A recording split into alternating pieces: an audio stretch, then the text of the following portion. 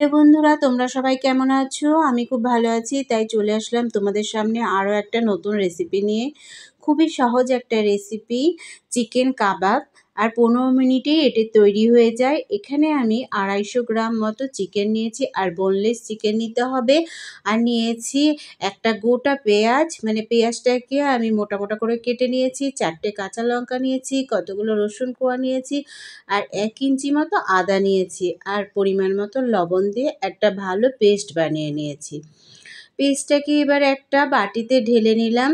বাচ্চারা খুব আনন্দ সহকারে এটা খেয়ে নেবে, আর বুঝতেই পারবে না এতটা সুন্দর হবে খেতে।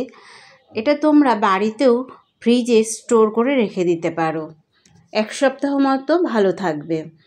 আর এখানে আমি পেস্টটাকে ঢেলে নিলাম। পেস্টটাকে ঢেলে নিয়ে 1 চামচ জিরের গুঁড়ো, 1 চামচ ধনের গুঁড়ো, পরিমাণ মতো হলুদ আর কাশ্মীরি লঙ্কার গুঁড়ো দিয়েছি।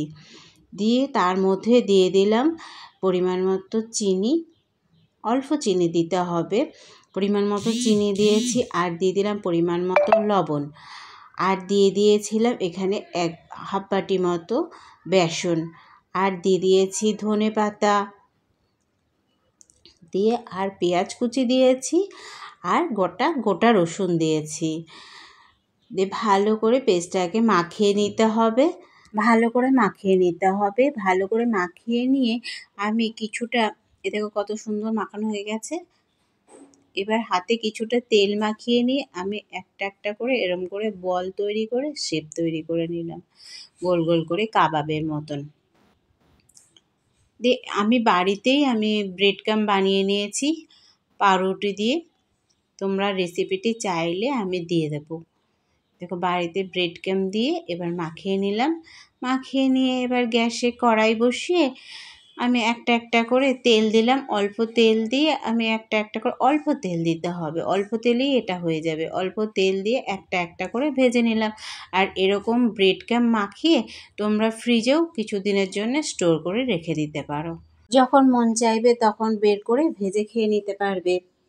আর এইগুলোকে 2 বা 3 বার উলট পালট করে ভাজতে হবে, তবে ভাজাটা ভালো হবে। উপরটা না হলে ক্রিপসি হয়ে যাবে, আর ভেতরে কাঁচা থেকে যাবে। আঁচ কমিয়ে আস্তে আস্তে ভাজতে হবে, আর উলট পালট করে 2 বা 3 বার করে উল্টে পাল্টে দিতে হবে। দেখেছো কতটা সুন্দর লাগছে দেখতে।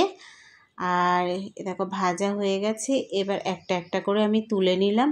আর এখানে আমি কোচানো পেঁয়াজ আর ধনেপাতা আর ওপরে সস দিয়ে পরিবেশন করে দেবো। তোমাদের যদি আমার ভিডিওটি ভালো লাগে তাহলে একটা লাইক, কমেন্ট, শেয়ার করে দিও।